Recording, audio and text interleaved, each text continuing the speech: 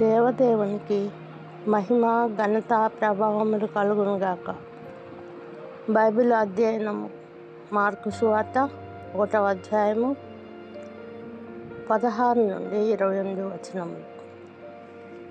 16 నుండి 20 వచనములు మనము చూసినట్లయితే, పరిచర్యకు శిష్యులను తయారు చేయుట. యేసు సీమోనును, ఆంద్రేయను, జబదయి కుమారులకు యాకోబు, యోహానులను తొలుత తనను వెంబడించుమని పిలుపునిచ్చాడు. వారు జాలరు, చేపలు పట్టువారు, మనుషులను పట్టు జాలరులుగా తర్బీదునిచ్చుటకు పిలువబడిన వారు తమ సమస్తమును వదిలి ప్రభువును వెంబడించిరి.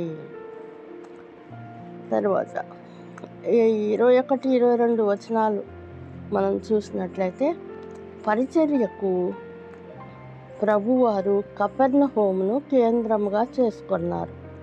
ఇది గలిలయ సముద్ర తీరమునకు వాయవ్య దిక్కుగా ఉన్నది. తండ్రి చిత్తం నెరవేర్చుటకై బాప్తీసం పొంది, తండ్రి పరిశుద్ధాత్మల ఆమోదంతో శోధనలు జయించి శిష్యులను ఏర్పరచుకొని తన పరిచర్యను ప్రారంభించెను. యేసు తన సువార్తను ఒక ప్రణాళికాబద్ధముగా కొనసాగించెను. ప్రభువారు తన తొలి పరిచర్య, ప్రారంభ దినము, విశ్రాంతి దినము, పరిశుద్ధ దినము, ప్రారంభ స్థలము, సమాజ మందిరము, బోధనా విధానము, అధికారము గల వాని వలె దైవాధికారముతో బోధించుట. ప్రభు బోధకు శాస్త్రులు ఆశ్చర్యపడి, యేసు దేవుని స్వరముతో అధికారంతో బోధించాడు. అందువలన అక్కడ ఉన్న ప్రజలు, శాస్త్రులు ఆశ్చర్యపడేది. 23 నుంచి 28 వరకు మనం చూసినట్లయితే, అపవిత్రాత్మలు ప్రభువుని గుర్తించుట. ప్రాచీన రోజుల్లో యూదులు, యూదేతరులు దెయ్యములు, దురాత్మలు కలవని నమ్మిడేవారు. సమాజ మందిరంలో ఒక వ్యక్తి అపవిత్రాత్మ చేత పట్టుబడి బాధపడుచున్నాడు.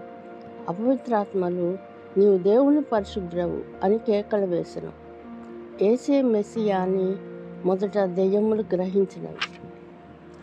కానీ మెస్సియా ఈ బిరుదుతో దేవుని పరిశుద్ధుడవు పిలుచు వాడుకయున్న యూదులు ఈ సత్యమును గ్రహించలేకపోయిరి. యేసును లోకము గుర్తించక మునిపే అపవిత్రాత్మలు ఆయన్ను గుర్తించినవి. అపవిత్రాత్మ పట్టినవాడు మాతో మీకేమి అని బహువచనము ఉపయోగించెను.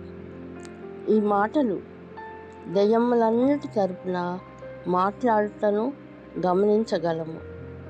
ప్రభువు అపవిత్రాత్మలను ఊరకుండుమని గద్దింపగా పెద్ద కేక వేసి విడిచిపెట్టి వెళ్ళిపోయాను. అధికార బోధయే కాక అధికారంతో దురాత్మలను వెళ్ళగొట్టెను. కనుక ఆయనను గూర్చిన సమాచారము గలిలయ ప్రాంతములందంతటా వ్యాపించెను. దేవునికి మహిమ కలుగునుగాక. చిన్న ప్రార్థన. కృపా కార్యక్రమం గల దేవా, మా పరలోకపు తండ్రి, జీవము గల దేవా, జీవాధిపతి, జీవాహారమైన దేవా, జీవజలమైన దేవా, నాయన మీ అపరంజి పాదాలకు లెక్కలేని స్థితిలో స్తోత్రాలు చెల్లించుకుంటున్నాను. నాయన నా ప్రభా, నాయన చెప్పబడిన వాక్యం నాయన ప్రతి బిడ్డ జీవితంలో 30 60 100 ఫలించలాగును కృప దయచేయమని నా ప్రభా, నాయన ఎవరెవరైతే ఈ వాక్యం వింటున్నారో ప్రతి బిడ్డను నాయన నిండార్లుగా దీవించి ఆశీర్వదించమని నా ప్రభా, మేమందరము నీకు మహిమకరంగా జీవించలాగున కృప దయచేయమని నా ప్రభా తండ్రి, నాయన నాకు ఇచ్చినటువంటి ఈ ధన్యతకై, యోగ్యతకై మీకే స్తుతి స్తోత్రాలు చెల్లించుకుంటూ నా ప్రభా, నాయన నేను చేస్తున్నటువంటి ఈ సేవను నాయన ముందుకు నడిపించమని, అన్ని విషయాల్లో మీరు నా ప్రక్కన ఉండి, నాతో ఉండి, నాలో ఉండి నన్ను ముందుకు నడిపించమని నాయన హ్యాండ్స్ మినిస్ట్రీని జ్ఞాపకం చేసుకొని నా ప్రభా తండ్రి, నాయన నా కుటుంబాన్ని కూడా జ్ఞాపకం చేసుకున్నామని ఇది నా ఆశీర్వాదములతో నింపమని నజరేయుడైన యేసయ్య పరిశుద్ధ నామములో ప్రార్థించి గణపరిచి వేడుకొంచున్నాను పరమ తండ్రి. Amen, amen, amen.